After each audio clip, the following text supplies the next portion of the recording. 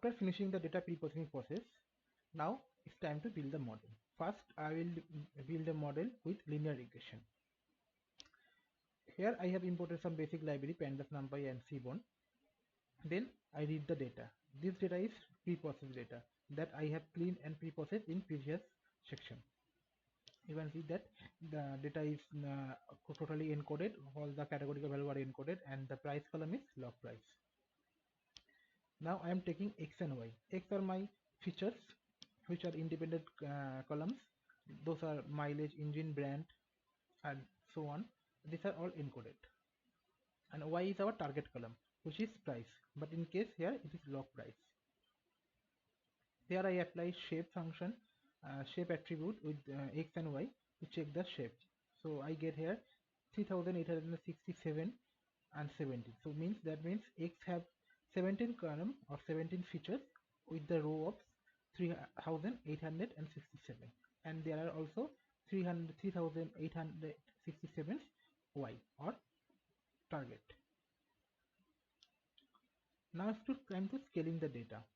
For scale the data, I have imported standard scaler from scalar and pre-processing module. Standard scaler will scale the data and it will turn the data and shift to the all the data set mean will be 0 and then standard deviation will be 1. So this is what standard scaler does.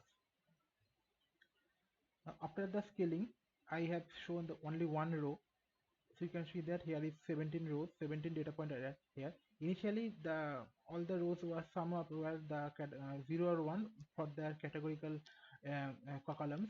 When the categorical columns are matching the postfix here, it put 1 and rest of it 0. But you can see, but I can see here this 0 and 1 are all gone. Instead of that, I have some other number. Now I have imported 10 test keys. Now I divided the complete X, which is for 4 part, X trained and test and Y train and Y test for testing purpose, because I will build a model, but after that how the model is working, for checking that I need some testing data. For that I have done this. Now I have checking the shape. Here I can see that the shape, the dataset become now this is my X train shape. Now initially the train shape was 3800.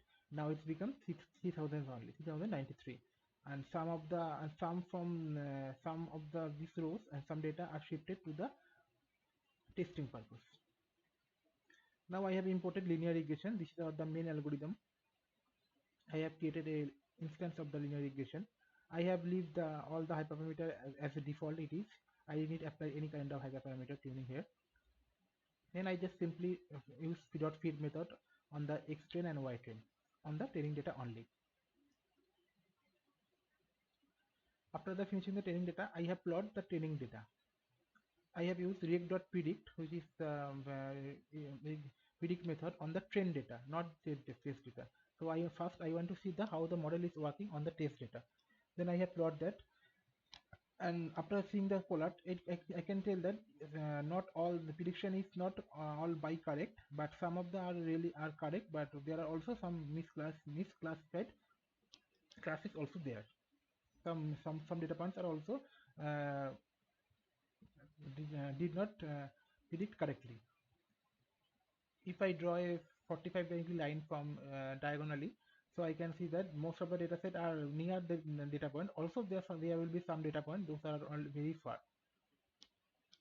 For making sure that how much the dispersion are, I have plotted a residual plot.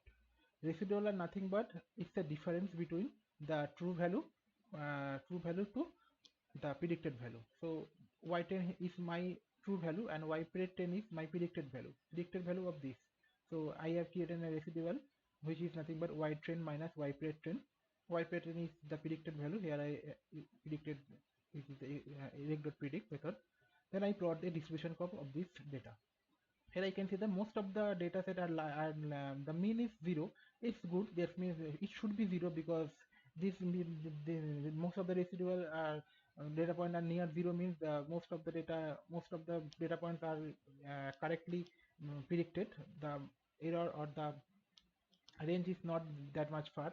If a car price is 20,000, maybe the model predicted this card as 90,990 or like 21,000, like that. Not the dispersion is not that much far. Also I can see that there are some dispersion like -3 to 2. Also there are some missed prediction. Some prediction are very far from the original data. Now I have imported R2 score checking. This is the accuracy function to checking the how much my model is working. The more this score will be, the more better our model. The less value it will be, the model our is bad. This value is like to 0 to 1. The more this value will be closer to 0, that means our model is very good. So here I got 0.75. So I can say that my model is like 75% correct, time of correct. Then I input a cost function which is mean square error. This cost function means the lower the value will be, the better our model is, or better our model is. So here I define root mean square error. I use mean square error and then wrap it up with np dot square root, so I can get root square error, root mean square error. And here I have used np dot exponential. The reason for that, because the price I have here, it's not the original price, it's a log price. These are not original price, these are shifted to the log price. So reverse this log price to back to the get the original price of the option. So I use this np dot exponential. I have applied in both case, and then I got a 10,165 value. So this value is telling me if our model is predicted a car price, the value can be different from 10,000. Like if my model predicted one car price is 50,000 rupees, $50,000, then the original car price can be 60,000 or $40,000.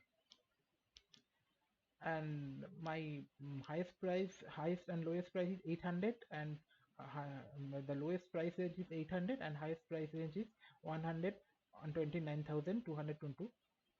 So in that case 10,000 error is huge. So this is not a good model, but also not that much bad. Now I am checking the weight. I have created a data frame for checking all the weights for all the columns. The weights are, some of the weights are negative and some weights are positive. So these negative weights are meaning that these features will put negative impact on the price. Means the higher this column or higher this value, features value will be, the price value will be less, because it will put negative impression. And some of value are positive. Positive means the higher this value will be, the price value also be higher. So it's completely makes sense, because the more mileage the car has driven, the price have to be likely less. So it's completely fine. Also in case of engine volume, the more engine volume will be, the car price I like to be very high. So it's completely fine here. Now I have evaluated the model on testing data. Here I have predict on X test. Now I plot this. Now if I draw a diagonal 45-degree line here, so I can see that most of the value are near, but there are also lots of value are far from that line, because these are all classified very far from the true value. I have checked the root mean square from on the test data. I got 11,000. Initially on 10 I got 10,000, and here I got 11,000. So my model is more generalized, not overfit model, but this is not working very perfectly. Now I have created a I will create a complete data frame, which will have consist prediction, target, and residual and difference. For that, first I have created a prediction and target. I have used embedded explanation to reverse the block price. After that, I have take the residual. I calculate the residual. Residual are nothing but target to prediction. Then I have calculated difference. Difference is how much the difference it is. Like first, we can see the first row is target value was 19,000, and my model predicted is 18,228. The difference is 671. Difference residual is 671 and difference 3.53%. Now if I apply dot describe method on this data frame, I get this. here you can see that the mean difference is 0. So yeah, the model is sometimes my model predicted very good, and also the mean difference sometimes is very huge. So in this case, the target price was 125,000, but my model predicted the car price is 76,000. So the difference is very huge here. So for that, the difference is also huge. Residual is also huge. This may be these are kind of outlier data where the price is very high, but predicted is very less. So this kind of a data are max. For checking that, I have sort the data, sort by value to check the when my model is predicting very bad. So if I go to the initial, I have sort if I by the descending order. First it will be sorry, ascending order. First value will be less, and after that it will be increase. If I go to the bottom of this data frame, so I can see that here my predictions are difference are very high. This is my target and this is my prediction. So my models is likely to make predict very bad prediction on the those car have very less price. So my model is predicting very good price when the car price is little bit higher, but when the car price is little bit less, like $4,000 or 200 and 400, $2,400, in that time my model is predicting very bad. Like here, one target column is 200 to 2,400, but my model predicted it as 4,300. So the difference is huge here. Now after the comparison data set, I have decided to keep the model column that I initially dropped. Maybe the model column will put some impact on the price prediction, because model is also vary on the predicting the price, not only the brand. So I decided to keep that column and also change the algorithm to make a good model.